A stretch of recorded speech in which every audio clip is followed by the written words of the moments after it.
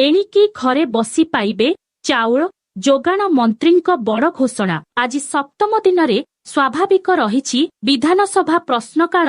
एही क्रमरे बीजेडी विधायक गणेश्वर बेहेरांक प्रश्नर उत्तर रखिछंती। जोगाण मंत्री कृष्णचंद्र पात्र बयस आधिक्य लोकंकु पीडीएस सामग्री पहुंचाइबाकू सरकार करिबाकू थिबा योजना विषय रे रखिछंती टिप्पणी। मंत्री कहिछंती जेउमाने पीएस चाउल नेबाकू पंचायत ऑफिस आसी पारु नाहंती सेमानंक घरे चाउल पहुंचाइबाकू व्यवस्था करुछंती राज्य सरकार। सेही भली जेउमानंक बळसाधिक्य कारणरू टीप चिन्ह देई पारु नाहंती सेमानंक पई स्वतंत्र आप आनिबे सरकार। सेमानंक पाखकू जाई सेमानंक ठारू बायोमेट्रिक्स ग्रहण कराजिबार व्यवस्था कराजिबो बोली कहिछंती जोगाण मंत्री कृष्णचंद्र पात्र।